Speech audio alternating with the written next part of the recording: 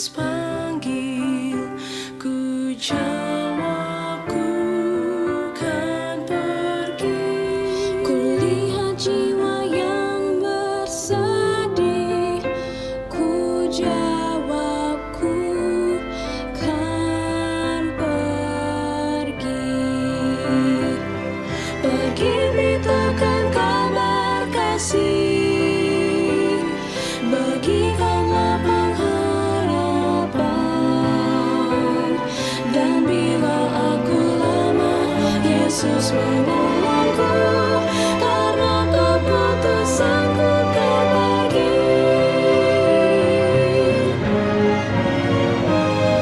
Pergi beritakan kabar kasih, bagikanlah pengharapan, dan bila aku lemah, Yesus menolongku, karena keputusanku kan pergi.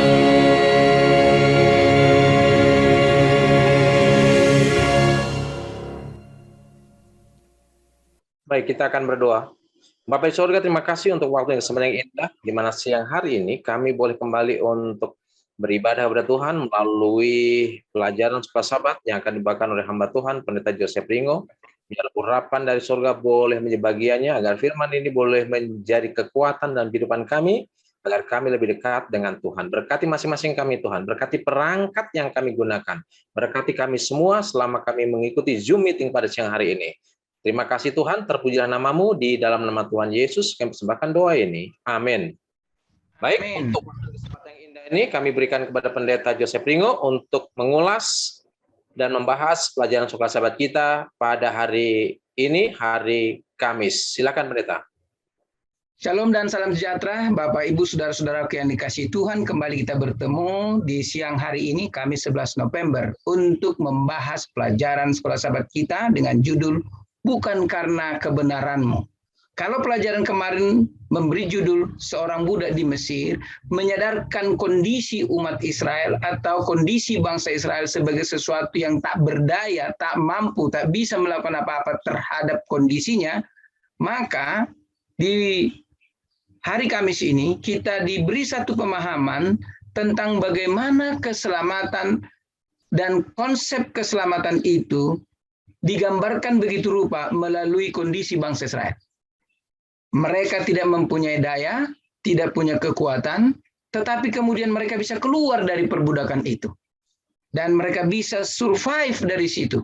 Mereka menempati satu tempat yang begitu luar biasa. Dan ketika mereka masuk ke dalam tanah perjanjian itu, mereka pun bisa menang terhadap orang-orang di tanah perjanjian itu.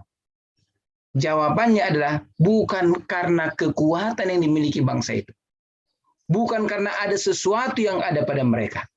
Dan itulah makanya katakan inti dari agama Kristen untuk semua agama yang berdasarkan Alkitab adalah tema besar tentang pembenaran oleh iman saja.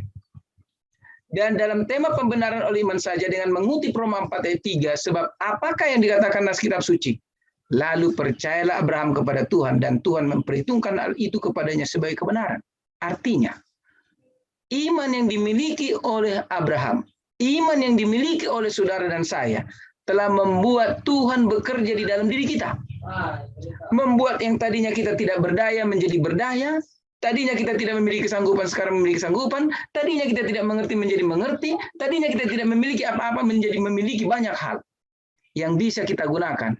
Tetapi, jangan lupa, tetap ada peran Allah di dalam segala apa yang kita miliki. Ellen G. White mengatakan lebih lanjut, dengan sangat baik tentang konsep pembenaran oleh iman itu.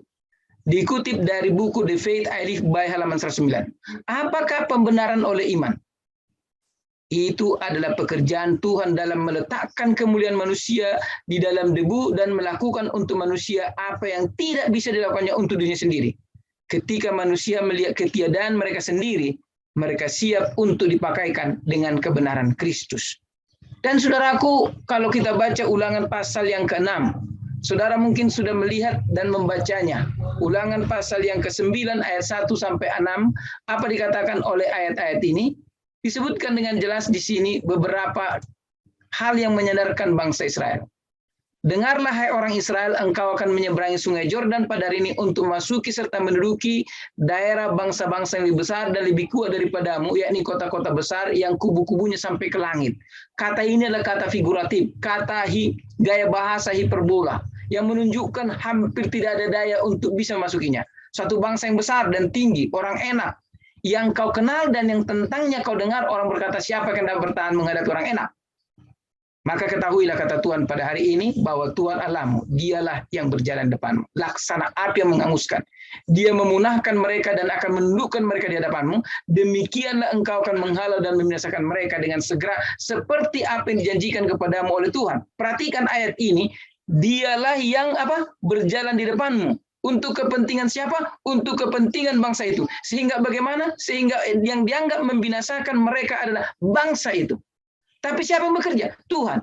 Jadi itu makanya kalau Tuhan bekerja dan kita bekerja, lalu ada joint partner, maka kita tidak akan pernah bisa takut. Atau mungkin kita katakan tidak pernah kita akan mengalami ketakutan. Kita akan selalu yakin bahwa langkah kita akan berhasil karena Tuhan ada bersama kita. Lalu 4, janganlah engkau berkata dalam hatimu apabila Tuhan Allah telah mengusir mereka dari hadapanmu, karena jasa-jasakulah Tuhan membawa aku masuk menduduki negeri ini. Padahal karena kefasikan bangsa-bangsa itulah Tuhan menghalau mereka daripadamu. Jadi Tuhan mengingatkan, kalaupun engkau berhasil, jangan pernah berpikir itu keberhasilan adalah milikmu. Tapi karena ada Tuhan bersama-sama dengan engkau.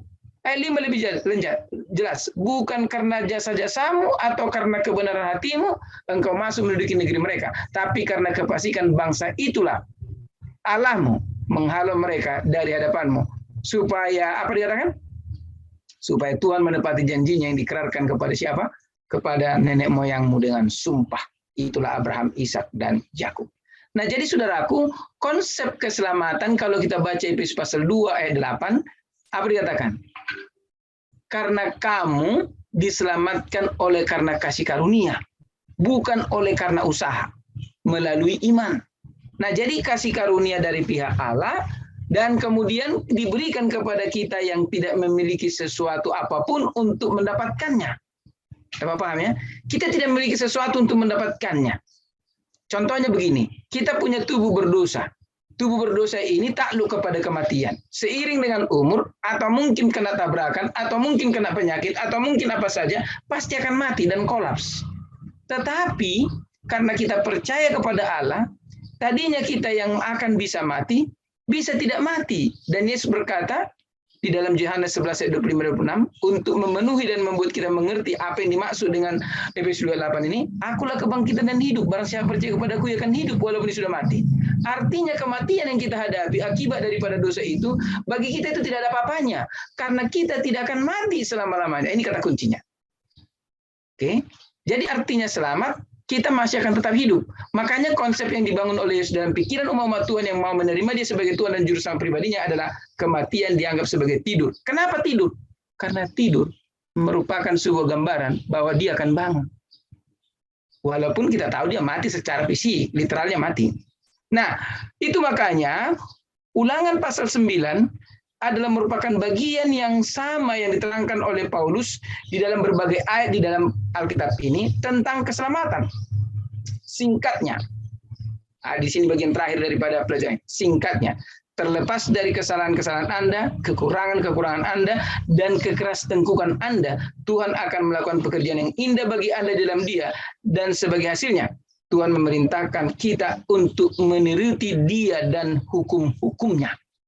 Jadi walaupun kita mungkin berdosa, walaupun mungkin kita penuh dengan pergumulan, walaupun kita memiliki banyak kesalahan, tetapi Tuhan selalu menghimbau. Marilah baiklah kita berperkara, Yesaya 1:18. Sekalipun dosa merah seperti kami, aku akan membuatnya putih seperti bulu domba. Apa yang perlu? Ya kita percaya, kita datang, kita sambut. Oh Tuhan terima kasih, aku mau menerima apa? Pengampunan. Amin. Lalu kemudian diulangi lagi dalam bentuk yang lain oleh Rasul Yohanes dalam 1 Yohanes 1:9. Apa dikatakan?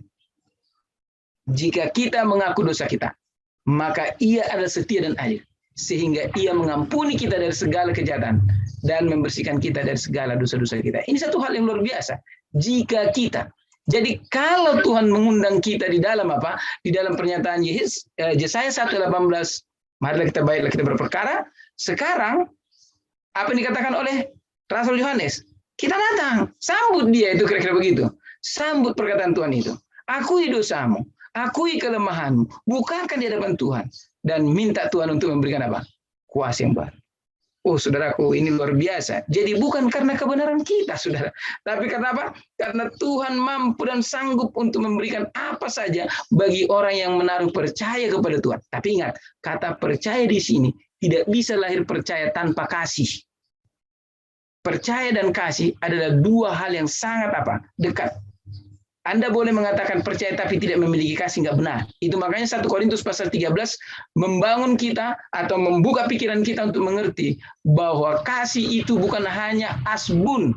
Sekalipun aku bisa seperti malaikat, sekalipun aku memiliki ini, sekalipun aku memiliki itu dan lain sebagainya dan lain banyak saja yang bisa kita katakan. Tapi kalau aku tidak memiliki kasih, itu sama dengan gong yang gemerincing.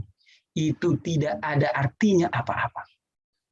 Dan sampai ke surga, kasihlah yang akan kita ketemukan. Karena kasihlah surga tersedia bagi Anda. Karena kasihlah maka Anda masih mendapat pengampunan. Karena kasihlah maka Tuhan sampai sekarang belum merubah rencana keselamatan. Amin, saudaraku. Itu pelajaran yang indah bagi kita. Dan itulah pelajaran kita untuk siang ini. Mungkin ada hal-hal yang perlu kita diskusikan. Saya kembalikan kepada pemimpin acara. Tuhan memberkati. Baik, terima kasih Pendeta Rino yang sudah membahas pelajaran sholat Sabat kita pada siang hari ini berkaitan dengan kebenaran, ya, bukan karena kebenaran kita, bukan karena kehebatan kita, bukan karena kemampuan kita, tapi keselamatan itu semata-mata adalah kasih karunia Tuhan yang diberikan kepada masing-masing kita, dan bukti daripada keselamatan itu adalah kasih kita kepada Allah dan kasih kita kepada sesama. Terlebih kita akan menuruti perintah-perintah Tuhan. Bapak, Ibu, waktu kita sangat terbatas, ya, karena ada sedikit miss tadi. Oleh sebab itu, mungkin ada pertanyaan berkaitan dengan pelajaran Sabat kita. Kami persilakan mungkin secara langsung boleh yang ingin bertanya berkaitan dengan pelajaran Sabat kita. Baik, sepertinya tidak ada pertanyaan. Oleh sebab itu, saya minta langsung aja Pendeta Ringo untuk memberikan konklusi pelajaran Sabat kita pada siang hari ini. Silakan Pendeta. Terima kasih Pendeta Hursina. Konklusi kita pada siang hari ini adalah dari judul itu kita diberikan kesadaran bahwa Allah yang mengenal kita menjelaskan kepada kita, aku sematalah yang memberikan keselamatan kepadamu. Aku sematalah yang merencanakan keselamatan itu. Dan karena kasih karunia yang besar daripada Tuhanlah, maka kita mendapatkan semua janji-janji yang Tuhan berikan agar kita disadarkan supaya memiliki kuasa penurutan di dalam iman kepada Tuhan. Demikian sebagai konklusi bagi kita pada siang hari ini. Tuhan memberkati. Terima kasih Pendeta Ringo untuk closing statement kita pada siang hari ini berkenaan dengan pelajaran Sabat kita. Dan untuk itu kita akan akhiri dengan sebuah lagu pujian, ya, lagu tutup, dan nanti Pendeta Ringo boleh langsung tutup dalam doa penutup. Silakan langsung lagu pujian. Kita dengarkan dulu lagu pujian.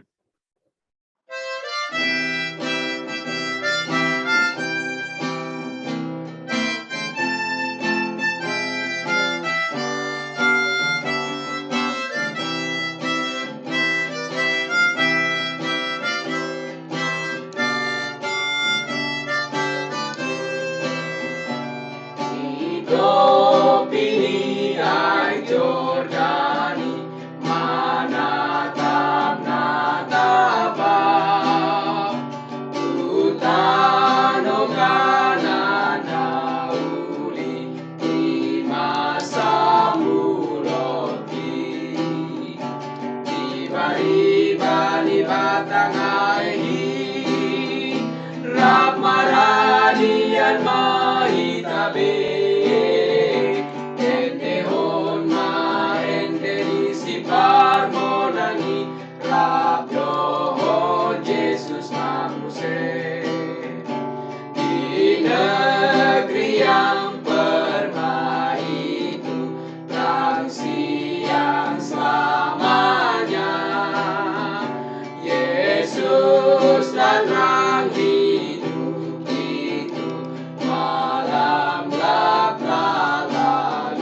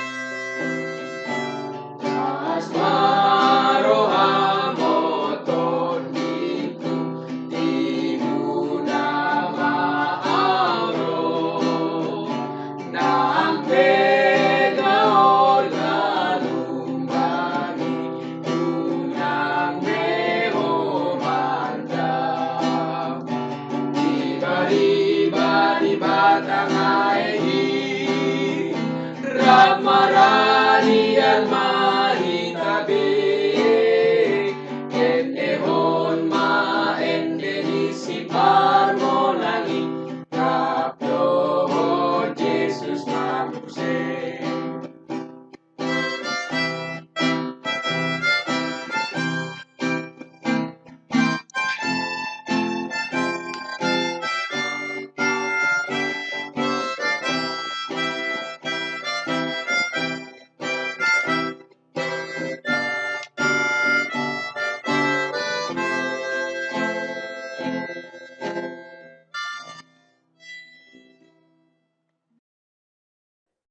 Ya, silakan Pendeta Ringo untuk doa tutup. Terpujilah Engkau Tuhan yang sudah memberkati kami siang hari ini. Dalam pertemuan siang ini Tuhan, dengan waktu yang terbatas ini, kami datang kepadamu. Kami berterima kasih untuk kasih karunia yang Kau berikan kepada kami. Dan juga kami berterima kasih untuk kesempatan siang yang berbahagia ini. Bapa yang penuh kasih, kami datang memohon keampunan dosa kami. Ampuni kami Bapa agar kami layak untuk menerima berkat-berkat-Mu. Sebagaimana sudah disampaikan tadi, bahwa Engkau begitu mengasihi kami sehingga Engkau membuka pintu surga untuk pengampunan dan untuk membuka hubungan baru dengan kami agar kami boleh diselamatkan. Kami menyambutnya Tuhan, kami mau menerimanya. Tuhan Bapa di surga, saat ini kami berdoa untuk anak-anak Tuhan yang kami mau bawakan dalam doa. Terlebih saudari kami Veronica Nenggolan. Tuhan, Engkau berkati adik kami ini. Engkau berkati saudari kami ini. Engkau jamah hati pikirannya. Engkau berkati ibunya, ibundanya, orang tua kami ini. Penuh dengan kesabaran dan selalu setia. Percaya bahwa Tuhan tetap akan memberikan kekuatan hati terlebih kepada ibu kami ini. Supaya dengan demikian memberikan satu perawatan kasih dan sentuhan-sentuhan kasih buat Veronica dan dia boleh merasakan kebahagiaan walaupun dalam kondisi yang lemah ini. Bapak Surgawi, kami juga berdoa buat keluarga yang lain seperti Ibu Ice Palandeng, kemudian Bapak Giawa, kemudian Bapak Widodo, Ibu Jen, dan Ibu Ingkriwang. Juga ada Monik yang akan dioperasi pada hari Sabat nanti oleh karena ada gangguan tiroid di leher, dan juga yang lain yang kami mungkin tidak dapat sebutkan satu persatu. Kami berdoa Tuhan, jamahkan mereka. Biarlah kesembuhan itu datang daripada Tuhan. Oleh karena Engkau memberkati para dokter, oleh karena Engkau memberkati obat-obat dan makanan minuman mereka, dan oleh karena kasih karunia-Mu yang besar dan luar biasa itu. Dan Bapa di surga, kami juga berdoa Tuhan memberkati conference kami yang akan mengadakan konferensi-konferensi di tanggal 13, 14, 15 Desember yang akan datang, yang tidak akan lama lagi. Dan biarlah nama Tuhan boleh tinggikan dalam konferensi ini. Tuhan akan mengangkat dan memimpin dengan kepemimpinan yang baru anak-anak Tuhan di konferensi DKI Jakarta ini. Dan Tuhanlah yang akan melengkapi juga mereka untuk memimpin dan memberikan kekuatan kepada mereka untuk melakukan pekerjaan sesuai dengan kehendak Tuhan. Dan terima kasih karena sudah mengangkat pemimpin di UIKB kami, yaitu Pendeta Sugi Sitor sebagai ketua, Pendeta Binsar Sagala sebagai sekretaris, dan Bapak Panahatan Dulu Sariwu sebagai bendahara. Tuhan, kami berdoa kepada mereka karena Engkau yang memilih mereka, karena sistem gereja ini telah mengangkat mereka untuk menjadi pemimpin. Berdayakan mereka Tuhan. Kasihi mereka, berikan kasih karunia dan hikmat kepada mereka. Tuhan Bapa di surga, kami juga berdoa. Nanti sore akan ada seminar wahyu yang akan dibawakan oleh hamba-Mu Pendeta JF Manulang. Kami berdoa seminar wahyu ini akan bisa menjadi jalan membangun pemikiran kami mengerti akan kebenaran Tuhan. Karena itu Tuhan, kami sudah menunggu anak-anak Tuhan dan poster-poster sudah dibagikan. Kiranya kami boleh menikmati berkat sukacita dan berkat-berkat kelimpahan surga melalui seminar ini. Berkati hamba-Mu Pendeta Manulang yang akan berbicara. Dan pada hari Kamis yang akan datang berikutnya, kembali kepada hamba untuk menyampaikan seminar dan melanjutkan apa yang sudah disampaikan. Inilah doa permohonan kami Tuhan. Kami bersyukur atas segala kebaikan-Mu. Terima kasih ya Tuhan. Terima kasih karena Tuhan bersama dengan kami. Lengkapkanlah doa kami ini, sempurnakan kiranya Tuhan di dalam nama Yesus kami berdoa. Amin. Selamat bertemu kembali dengan kami di Jemaat Fisdak. Bagi saudara dan saudari yang saya kasih dalam Yesus Kristus yang sudah bersama-sama meluangkan waktu untuk kita berbakti, beribadah dengan mempelajari pelajaran sekolah sahabat kita pada saat ini. Baik saudara sekalian, pelajaran kita pada saat ini memiliki judul Seorang Budak di Mesir. Jadi kita ingatkan ya, kenapa menjadi satu pelajaran untuk kita semua, kenapa harus diingat, bukannya seorang yang merdeka di Kanaan atau yang bagi bangsa Israel, mereka dikatakan mereka akan masuk ke tanah perjanjian, ke tanah yang penuh penuh dengan madu, susu dan madu, tetapi kenapa yang menjadi penekanan yang ditekankan kepada mereka adalah seorang budak di Mesir. Kenapa itu seperti negatif sekali itu yang harus masuk? Bukankah Tuhan tidak lagi ingin kita ingat-ingat masa lalu kita? Ya, kenapa harus ini menjadi satu hal yang diingatkan kepada bangsa Israel? Apakah kita supaya tetap ingat-ingat dosa atau apa maksudnya? Mari kita lihat pelajaran kita pada saat ini. Seorang budak di Mesir adalah judul pelajaran kita pada saat ini. Mari kita baca langsung pelajaran pada tanggal 10 November waktu Amerika ya. Dalam kitab Ulangan, salah satu tema yang muncul berulang-ulang adalah tentang penebusan yang Tuhan buat bagi umatnya bangsa Israel dari tanah Mesir. Dan berulang-ulang mereka diingatkan apa yang Allah telah lakukan bagi mereka. Ulangan 26 ayat 8 katakan, lalu Tuhan membawa kamu keluar dari Mesir dengan tangan yang kuat dan lengan yang teracung, dengan kedahsyatan yang besar dan dengan tanda-tanda serta mujizat-mujizat. Ulangan 26 ayat 8 diulang lagi dalam Ulangan 16 ayat 1 sampai 6 ya. Dan faktanya di sepanjang perjanjian lama, cerita dari peristiwa keluaran sering dirujuk untuk menjadi satu contoh kelepasan besar Allah dari perbudakan dan perambahan di Mesir melalui kasih karunia-Nya. Mika 6 ayat 4 ya. Jadi bukan hanya di kitab Ulangan tapi kitab nabi-nabi, misalnya Mika 6 ayat 4 katakan apa? Sebab aku telah menuntun engkau keluar dari tanah Mesir dan telah membebaskan engkau dari rumah perbudakan dan telah mengutus Musa dan Harun dan Miriam sebagai pengajarmu. Bahkan bukan itu saja, bukan hanya di kitab nabi-nabi, di dalam perjanjian baru ide ini juga muncul di mana peristiwa keluarnya bangsa Israel dari Mesir oleh kuasa Allah yang besar adalah sebuah lambang dari keselamatan oleh iman di dalam Kristus. Ibrani 11 ayat 29 dan juga Anda juga bisa lihat nanti ditulis seperti dengan tema yang sama dalam 1 Korintus 10 ayat 1 sampai 4. Tapi Ibrani 11 ayat 29 katakan karena iman maka mereka telah melintasi Laut Merah sama seperti melintasi tanah kering. Sedangkan orang-orang Mesir tenggelam ketika mereka mencobanya juga. Bacalah Ulangan 5 ayat 6 sampai 22 di mana Musa mengulangi hukum tersebut, 10 perintah.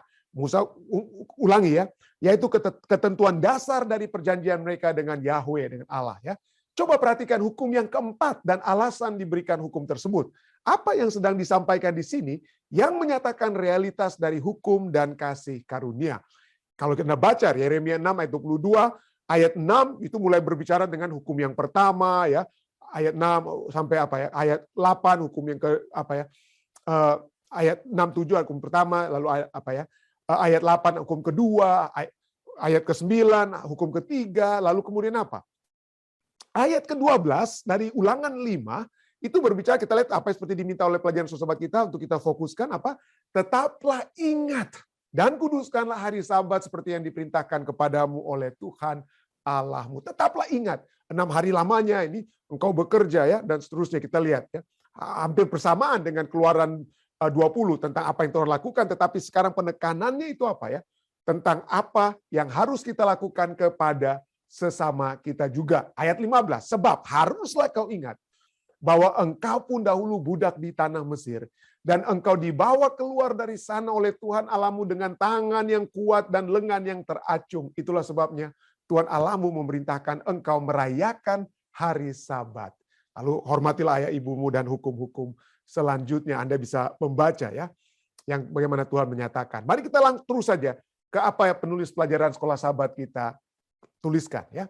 Musa mengulangi perintah dasar untuk beristirahat pada Sabat hari ke-7. Tetapi dia memberikan sebuah penekanan tambahan pada hukum tersebut. Artinya, meskipun telah ditulis di batu seperti yang tertulis di dalam kitab Keluaran, di sini Musa sedang memperluas, menambahkan apa yang telah diberikan kepada mereka, dari apa yang telah diberikan kepada mereka sebelumnya. Apa itu? Jadi memelihara Sabat bukan hanya sebagai sebuah peringatan akan penciptaan seperti dalam kitab Keluaran 20 ya. Waktu lalu saya sudah sempat bahas cukup mendetail tentang hal ini ya. Perbedaan antara Keluaran dan kitab Ulangan tentang perintah hari Sabat. Dan salah satu yang juga diulangi kembali oleh penulis Sekolah Sabat kita adalah bahwa perintah di kitab Keluaran, di kitab Keluaran itu berfokus kepada penciptaan di Mesir. Tetapi pada saat di kitab Ulangan, penekanannya bukan hanya tentang penciptaan alam semesta, tapi juga apa? Peringatan akan penebusan dari Mesir. Penebusan dari Mesir.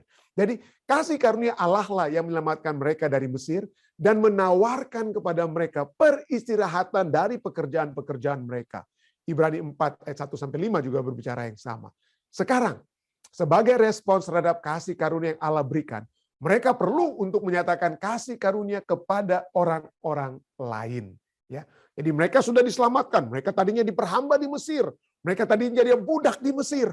Ya, pemilik mereka, orang-orang Mesir, Firaun Mesir, tidak menghiraukan pekerjaan mereka. Dengan kata lain, mereka harus bekerja 24/7, selalu, tidak ada hari istirahat bagi mereka.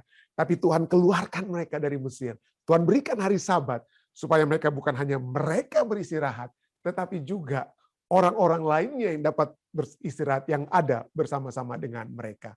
Jadi menyatakan juga kasih karunia kepada orang-orang lain. Jadi, dalam kasus ini, Sabat hari ke-7 bukan hanya menjadi sebuah lambang yang kuat dari penciptaan, tetapi juga lambang yang kuat dari penebusan dan kasih karunia. Setiap orang di dalam sebuah keluarga, bukan hanya anak-anak, tetapi juga para hamba, hewan-hewan, dan bahkan orang-orang asing di antara mereka bisa beristirahat. Hari Sabat memperluas kasih karunia yang diberikan kepada orang Yahudi, kepada orang lain juga. Bahkan kepada mereka yang berada di luar dari orang-orang yang berada di dalam perjanjian itu sendiri. Jadi bukan hanya diberikan kepada orang-orang benar, dengan kata lain yang menerima Tuhan, tetapi juga mereka yang berada di luar kebenaran. Pelajaran Sekolah Sabat kita kemudian katakan, dan kasih karunia itu ditemukan di dalam hukum Allah. Ya, kasih karunia itu ditemukan dalam hukum Allah. Apa yang Allah telah lakukan dengan penuh kemurahan kepada mereka, mereka sekarang harus lakukan untuk orang lain juga. That simple. Sesederhana itu ya. Sederhana itu ya. Bacalah Matius 18 ayat 21-35. Dalam cara apa prinsip dari perumpamaan ini dinyatakan dalam perintah hari Sabat. Dan secara khusus seperti yang ditekankan dalam kitab Ulangan. Nah, kalau kita membaca, kalau saudara dan saya membaca kitab Matius 18 ayat 21-35, Yesus memberikan perumpamaan tentang seorang raja, ada seorang hambanya yang berhutang kepada raja tersebut. Hutang yang besar. Wah, raja aja sudah tuntut sang hamba untuk bayar hutang tersebut. Jual semua harta milikmu. Waduh, tapi dia kemudian datang pada raja, dia bermohon, "Raja, saya nggak sanggup lagi. Saya tidak bisa lagi menjual semua dan lain sebagainya." Dia katakan, "Tolong ampuni saya." Lalu sang raja kata, "Oke, saya ampuni engkau. Hutang-hutangmu sudah habis. Tidak ada lagi. Pulanglah kamu dengan damai." Pulanglah kamu dengan damai. Lalu apa yang terjadi? Pada saat dia keluar, dalam Matius 18 perumpamaan ini, orang tersebut keluar, lalu dilihat ada orang lain yang memiliki hutang yang sangat kecil sekali. Lalu apa yang dia lakukan kepada orang yang lebih berhutang sedikit kepadanya, kepada orang yang baru saja diampuni oleh sang raja? Waduh, dia tuntut, kamu bayar utangmu. Kamu bayar utang. Waduh, dia minta maaf. Yang orang yang kedua ini berhutang kepada orang pertama ini, waduh, minta maaf, saya nggak punya uang untuk bayar. Dia tidak peduli. Dia lakukan apa? Dia masukkan orang tersebut ke dalam penjara. Lalu raja mendengar hal tersebut, ya. Raja mendengar hal tersebut, dan apa yang terjadi? Orang yang pertama yang diampuni tersebut pun mendapatkan mendapatkan hukumannya. Jadi disinilah kita bisa melihat bahwa Allah, kita dapat melihat kasih karunia. Kasih karunia itu di dalam apa? Di dalam hukum tersebut. Dan kalau kita lihat hukum yang menjadi penekanan, yang ditekankan, lebih sering ditekankan di dalam kitab Ulangan, itu adalah hukum apa ya? Bukan hukum ke-6, 7, 8, 9, 10, tapi hukum yang keempat. Kenapa? Karena mungkin Tuhan tahu ini adalah suatu hukum yang akan menjadi masalah di antara orang-orang yang mengaku sebagai umat Tuhan. Ya, yang tidak ada, boleh dikatakan tidak ada hukum-hukum lain yang sering diulang-ulangi oleh Allah di dalam kitab Ulangan selain hukum hari Sabat. Dan tidak ada hukum yang dimulaikan dengan jangan ingatlah kamu untuk tidak membunuh, ingatlah kamu untuk tidak berzina. Tidak ada yang diingatkan, tapi yang diingatkan itu pertama-tama adalah apa ya? Adalah kata apa? Sehubungan dengan kata ingat atau peringatan itu dihubungkan dengan hukum yang keempat. Jadi mari kita lihat adanya hubungan antara Sabat dan peringatan. Keluaran 31 ayat 12-13 katakan, berfirmanlah Tuhan kepada Musa, katakanlah kepada orang Israel demikian. Akan tetapi hari-hari Sabatku harus kamu pelihara. Sebab itulah peringatan antara aku dan kamu turun-temurun.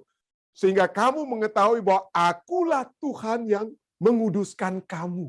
Ada 2 poin penting di sini kita lihat ya. Pertama, tentunya Sabat sebagai satu peringatan, sebagai satu tanda, sebagai satu sign, bahasa Ibraninya oath, ya seperti bahasa Inggris oath juga ya. Satu pledge, satu sign, janji, jaminan atau token, atau satu tanda atau satu bukti. Inilah. Ya, jadi ini merupakan satu janji Tuhan itu yang secara lebih spesifik itu merujuk kepada hukum yang keempat. Ya, sebagai peringatan antara aku dan kamu. Kalau kamu tidak membunuh, tidak mencuri, ya itu setiap bangsa di dunia mungkin memiliki hukum yang sama. Tetapi saya tidak tahu kalau ada bangsa di dalam dunia ini yang mungkin mengatakan, oh ingatlah hari Sabat, ya ingatlah hari Sabat seperti mereka mengingatkan manusia untuk tidak membunuh. Tidak ada ya. Jadi itulah peringatan antara aku dan kamu turun-temurun, Tuhan katakan ya. Dan bukan itu saja ya. Hari Sabat itu kita sering katakan hari Sabat hari yang kudus. Kenapa? Karena Tuhan sendiri yang kuduskan. Kalau Anda membaca kitab Keluaran, kita sudah bahas begitu mendetail waktu-waktu yang lalu. Sabat itulah hari-hari lainnya Tuhan hanya berhenti. Tuhan katakan baik adanya. Hari pertama, hari kedua, tiga baik adanya. Tapi hanya hari Sabat Tuhan berhenti, Tuhan kuduskan, Tuhan sucikan, dan Tuhan berkati hari tersebut ya. Dan pada saat kita masuk pada hari peringatan ini, sebagai bukti antara umat Allah dan Allah memiliki satu hubungan. Bukan itu saja hari Sabat, ayat ini katakan apa? Akulah Tuhan yang menguduskan kamu. Artinya, kekudusan itu adalah usaha dan kuasa dari Tuhan. Manusia tidak bisa menguduskan dirinya sendiri. Manusia tidak bisa menguduskan diri. Hanya Allah. Allah yang menguduskan.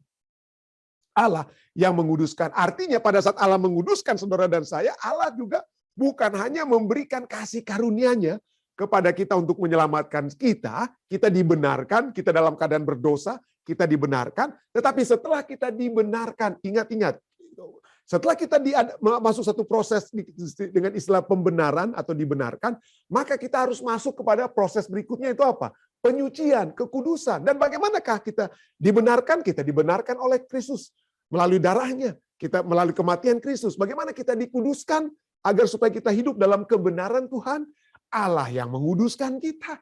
Jadi ingat, sehingga kamu mengetahui bahwa akulah Tuhan yang menguduskan kamu. Allah yang memberikan kasih karunia, Allah yang memberikan kekudusan. Dan tanpa kekudusan, Ibrani 12 ayat 14 katakan apa? Tanpa kekudusan tidak seorang pun akan melihat Tuhan. Itu Ibrani 12 ayat 14. Jadi kita jangan hanya berhenti dibenarkan. Kita harus pindah ke proses berikutnya itu apa? Dikuduskan. Jadi dan Sabat ini menjadi hari apa ya? Hari peringatan ya. Dan bukan itu saja. Kita akan membahas bukan hanya Sabat dan peringatan, tetapi juga Sabat dan ingatan. Ya, saya suka sedikit bermain-main kata sedikit ya. Jadi Sabat bukan hanya peringatan seperti dalam Keluaran 31 ayat 12 sampai 13, peringatan antara aku dan kamu. Tetapi kalau kita baca tentang Sabat dan ingatan, maka Ulangan 12 sampai 15 juga katakan ini. Tetaplah ingat. Saudara, tetaplah ingat peringatan kita. Jangan lupakan. Tetaplah ingat dan kuduskanlah hari Sabat seperti yang diperintahkan kepadamu oleh Tuhan Allahmu. Ayat 15, sebab haruslah kau ingat bahwa engkau pun dahulu budak di Mesir dan engkau dibawa keluar dari sana oleh Tuhan Allahmu dengan tangan yang kuat, dengan lengan yang teracung. Itulah sebabnya Tuhan Allahmu memerintahkan engkau merayakan hari Sabat. Tuhan mau saudara dan saya itu ingat. Dan ingat kita kepada Tuhan yang menyucikan kita. Ingat, Tuhan yang menyucikan kita harus ingat Dia. Kapan kita secara spesifik memiliki satu waktu untuk mengingat Dia? Hari Sabat. Ya, Tuhan katakan, Tuhan tahu kita semua ini seringkali apa? Sangat penuh penuh hari-hari kita dengan hal-hal yang kita lakukan untuk pekerjaan dan lain sebagainya. Tapi Tuhan selalu dari semula dia katakan, ingat, 1 hari saja. Ya, khususkan buat aku. Berhenti seperti aku berhenti memberi contoh kepadamu. Diberkati karena aku memberkati hari ini. Kuduskan hari ini, pisahkan hari ini dari hari lainnya. Itulah sebabnya Sabat disucikan. Ya, Sabat disucikan. Dan Tuhan mau kita ingat. Nah, Tuhan mau kita ingat. Nah, masalahnya ya, kita ini sering lupa. Ya, kenapa kita sering lupa? Kenapa kita tidak memiliki konsep mengingat seperti yang Allah miliki, ya. Nah, itulah sebabnya karena saya sudah bertanya ya, kenapa kita tidak memiliki konsep seperti Allah yang mengingat? Mari kita lihat bagaimana caranya pada saat Allah mengingat, ya. Saya bisa saja saya ingat-ingat orang tua saya ingat-ingat orang lain, tapi ya saya sebatas ingatan saja, sebatas mental, hanya di mental saya, dalam otak saya bisa berhenti saja di otak pada saat saya mengingat seseorang atau sesuatu, ya. Jadi tapi bagaimana pada saat di dalam Alkitab dikatakan Allah yang mengingat? Supaya saudara dan saya juga bisa mengikuti contoh Allah yang mengingat di dalam Alkitab. Bagaimana caranya? Nah, di dalam Alkitab tentang Allah yang mengingat, kita bisa lihat ya. Misalnya, Keluaran 2, ayat 23-24, ayat yang saya sudah pernah bahas lalu ya. Orang Israel, matilah Firaun di Mesir ya, yang kenal dengan Yusuf. Lalu kemudian apa? Orang Israel mengeluh karena perbudakan. Dan mereka berseru-seru sehingga teriak minta tolong mereka karena perbudakan itu sampai kepada Allah. Mereka tolong Tuhan. Keluaran 2:24 katakan Allah mendengar mereka mengerang. Lalu ia mengingat kepada perjanjiannya dengan apa? Dengan Abraham, Ishak dan Yakub. Jadi Allah mengingat. Ya. Dan pada saat kita melihat konsep kata mengingat di dalam Alkitab seperti Allah mengingat, maka kita akan mengingat kata bahasa Ibraninya itu zakar. Zakar, ya. Zakar artinya mengingat, to remember. Dan ini bukan hanya kita mengingat sebatas dalam pikiran kita. Pada saat Allah mengingat, itu bukan hanya ada dalam kepikiran Allah. Aduh, iya betul ya, ada orang Israel nih. Iya, nantilah saya akan kunjungilah kalau waktunya tepat ya, saya akan kunjungi mereka. Ya, Allah bisa saja hanya sebatas mental ya.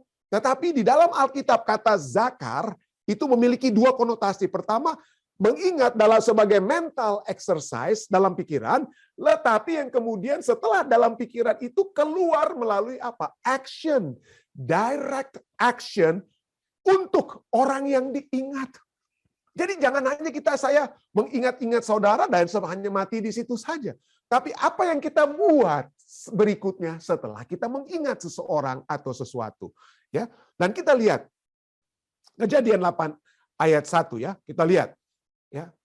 Kalau kita lihat di dalam apa? Di dalam kitab Keluaran, pada saat Allah mengingat, remember, lalu dia apa? Apa yang terjadi dalam Keluaran 3? Kemudian kita lihat bagaimana proses dikeluarkannya bangsa Israel dari Mesir itu kemudian apa? Terjadi.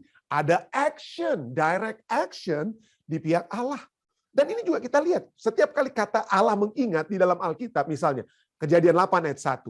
Maka Allah mengingat Nuh dan segala binatang liar dan segala ternak yang bersama-sama dengan dia dalam bahtera itu. Dan hanya Allah bukan hanya mengingat, apa yang kemudian Allah lakukan.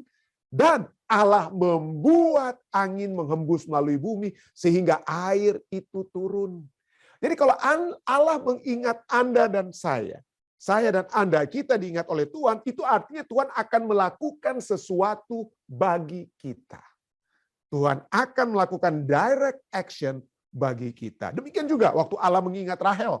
Kejadian 30 ayat 22. Lalu ingatlah akan Rahel, Allah mendengarkan permohonannya serta membuka kandungannya. Lahirlah si Yusuf. Yusuf kenapa? Karena Allah yang mengingat. Allah yang apa? Allah yang mengingat. Jadi Allah yang mengingat itu berarti Allah yang bertindak. Ya. Allah yang bertindak, ia mendengar mereka mengerang, lalu mereka apa? Allah melihat. Jadi pada saat Allah melihat orang Israel, lalu kemudian apa ya? Dia bukan hanya dia bertindak, dia juga apa? Memperhatikan mereka. Keluaran 2 ayat 25. Jadi kita sudah lihat ya. Ayat 24 kita sudah baca. Keluaran 2 ayat 24. Allah mendengar mereka mengerang, lalu mengingat kepada perjanjiannya dengan Abraham, Ishak, dan Yakub. Ayat 25, ayat berikutnya. Maka Allah melihat orang Israel itu, setelah dia ingat, Dia melihat orang Israel itu dan Allah memperhatikan mereka. Dan perhatian Allah itu menyebabkan mereka keluar dari Mesir. Ya. Nah, lebih khusus kalau kita katakan, iya saudara ya, saya memperhatikan Anda. Ya. Apa artinya saudara dan saya memperhatikan Anda? Apa itu bagi kita hanya memperhatikan itu mungkin dari jarak jauh. Ya, kita perhatikan itu jarak jauh. Ya.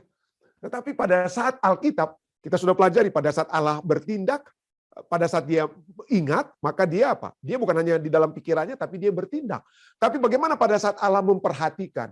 Nah, kata memperhatikan, bahasa Inggrisnya, Alkitab bahasa Inggrisnya, God was concerned, took notice, acknowledge, atau knew. Dan Anda lihat, kata yang digunakan ini adalah bahasa Ibrani-nya yada. Yada, to know. Mengetahui, Allah memperhatikan, Allah apa? Allah itu dekat sekali dengan orang-orang yang berteriak minta tolong. Seberapa dekatnya, seberapa yadanya Allah ini, seberapa yadanya Allah. Nah, saya sudah pernah bahas waktu lalu, saudara ya. Saya pernah bahas bahwa kata yada itu yang digunakan dalam Keluaran 22 ayat 25, Allah memperhatikan, Allah mengetahui mereka, Allah took notice of them, Allah acknowledge, Allah knew them, Allah memperhatikan mereka. Itu kata yang sama, dari akar kata yang sama itu dituliskan dalam Kejadian 4 ayat 1. Kejadian 4 ayat 1 bahasa Inggrisnya, and Adam knew Eve, his wife, and she conceived. Sekarang Adam mengetahui Hawa, istrinya, dan mengandunglah si Hawa. Bahasa Inggrisnya menggunakan kata knew, yada. Bahasa Indonesia, Alkitab bahasa Indonesia itu lebih diperjelas apa itu mengetahui. Bahasa Indonesia lebih jelas apa yang dikatakan di situ.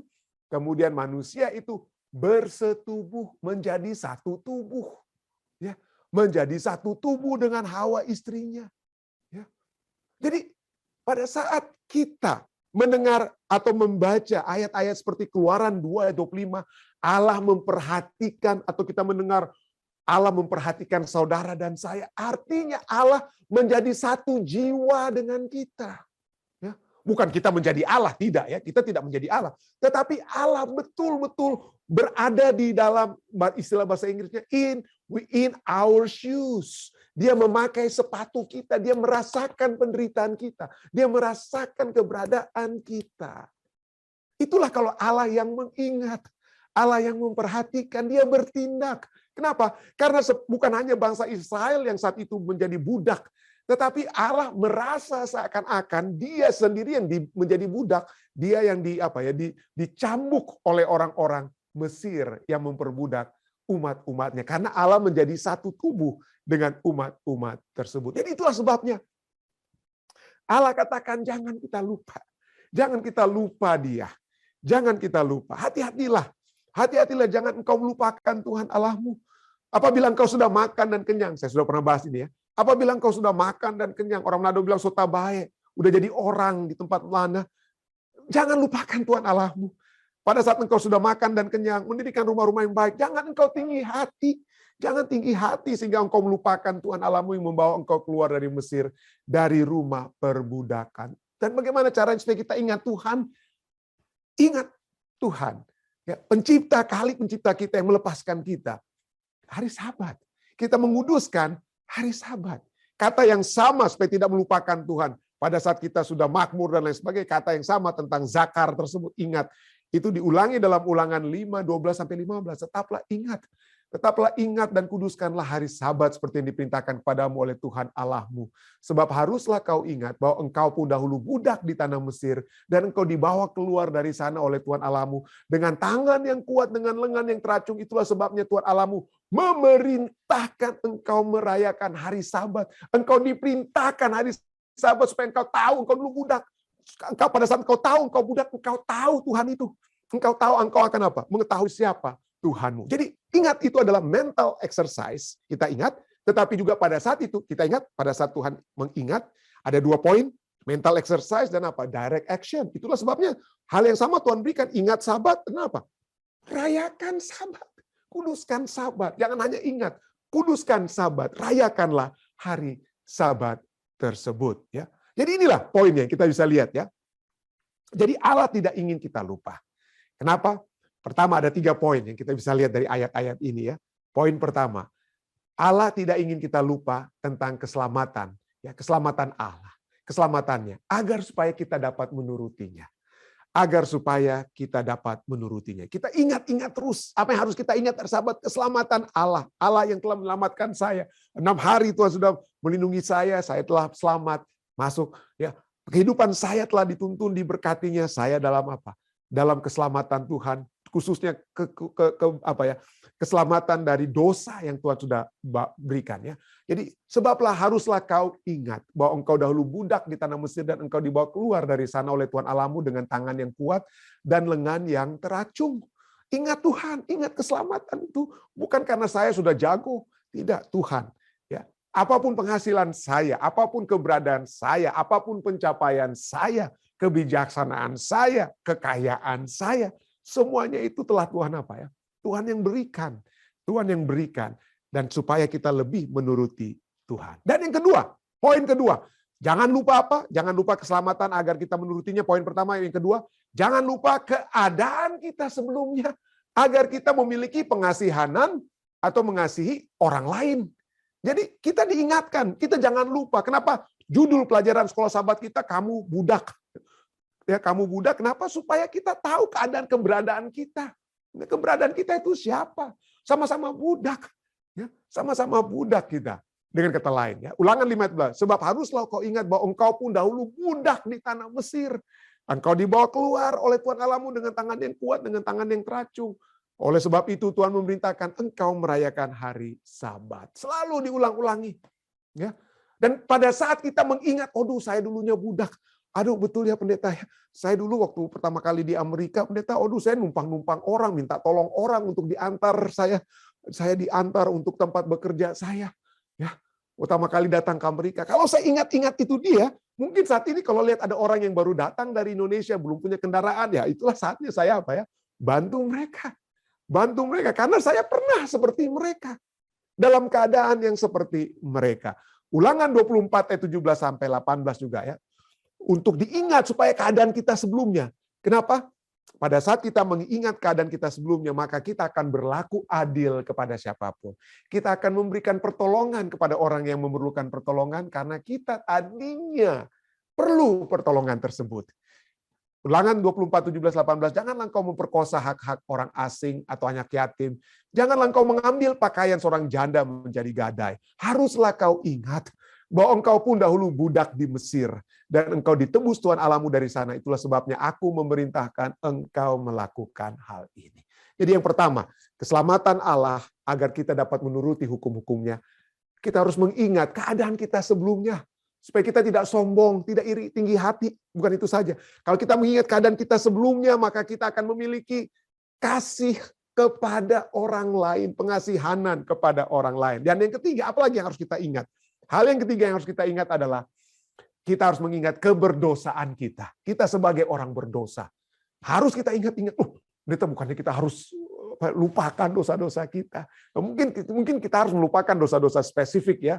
Tapi mungkin juga tidak harus, karena kita harus jadi pelajaran juga ya. Supaya kita tidak mengulangi. Atau keberdosaan kita dalam secara apa ya? Kita harus ingat keberdosaan kita agar kita bisa terus bersyukur, memuji Tuhan dalam pengampunan yang Tuhan berikan. Ulangan 9 ayat 7, ingatlah, janganlah lupa, 2 kali diulang-ulang ya. Ingatlah, janganlah lupa bahwa engkau sudah membuat Tuhan Allahmu gusar di padang gurun. Dosamu itu hebat di padang gurun. Hebat benar dosamu. Kades Barnea Tuhan ulang-ulangi itu ya. Apalagi Baal Peor, itu ingatkan terus kan keberadaan keberdosaan kita. Jangan lupa Baal Peor, jangan lupa Kades Barnea.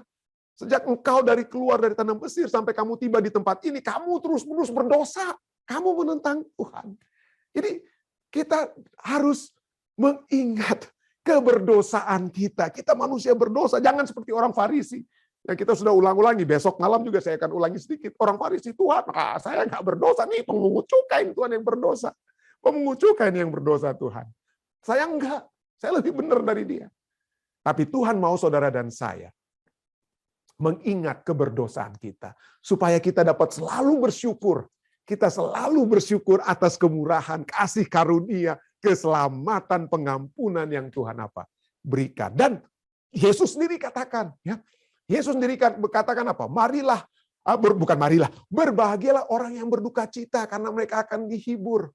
Nah, seringkali ini ayat ini kita gunakan kalau ada kedukaan, ya. Kita, wah, kalau orang berduka, wah ini ayat yang paling tepat yang berduka. Itu tentu saja.